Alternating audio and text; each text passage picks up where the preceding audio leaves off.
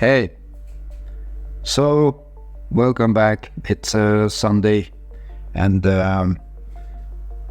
I'm going to continue what I started last week. It was I showed you how I drew hair my way. It's not necessarily the right way, but it's just sharing what I'm doing. Because I get a lot of questions, I start to share some knowledge. Today, let's start with hands. Yeah, we use them all the time, and I draw them my way, and I will share with you how I started to draw hands, and I will make an demonstration of an open hand and a fist. So let's go. So I'm going to start out with some updates, like I've been talking about before. Illustrating a book for my son. He wrote a book not long ago and showed it to his class. He's only 10 years old, and we're making the sequel together. It's going very good. I will show some more here very soon, and so you can see what's going on with that. And the graphic novel is now, I'm thinking about making it a two-parter, because it's finished and I just need to put some text bubbles. Just some updates on things that I've been talking about before. But now, let's talk about hands. So, the hands, you can use them in a perspective view like this one, in front of your hand. So it's like in front of your face, so you can see them, like the Batman and the Superman here too. I prefer it though. I like the challenge to have a perspective, the arm stretch in front of somebody against, like they're reaching out for you. I can enjoy that process. For me, it's more like a challenge. I like challenges than just making a pose, a superhero pose with the hand straight to the sides or to the back. But if it's stretching against you and toward you, then it's more of a challenge, because it's very difficult to decide the size of the hand if it's reaching out to you or punching against you, because when you see a real person like that, the hand is not very big when it's reaching out for you. But in the comic book art world, when people draw them, they are like humongous. It's more exaggerated when people are reaching out for you. When you have a fist or a hand stretching out for you. So this is how I usually do it. I start like a small triangle, depending on the size of the hand. And then I continue the arm from the hand. And this is all just for practice. You can all practice with me.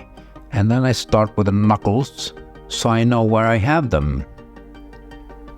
And there are 4 knuckles. And then the thumb knuckles too. And then I start with half the fingers and just stop where the joints stops. So I know where I will have them, if I will have them spread out or semi-closed. It depends. And I continue with the thumb here too. And then I do the rest of the finger.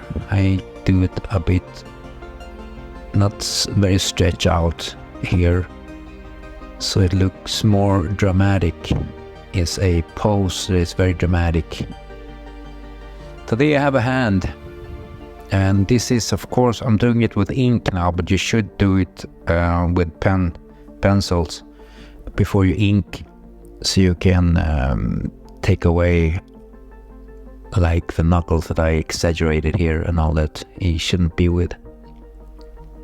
And then a fist This is how do the fist. We start with a triangle here too. Like I said, you can all practice here if you want to. This is a very fast exercise. I do the knuckles here too, but the fist is closed.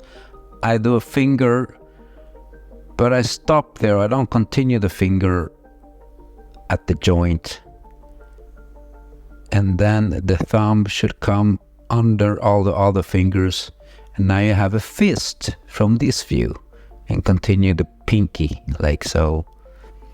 And here is an example of a fist.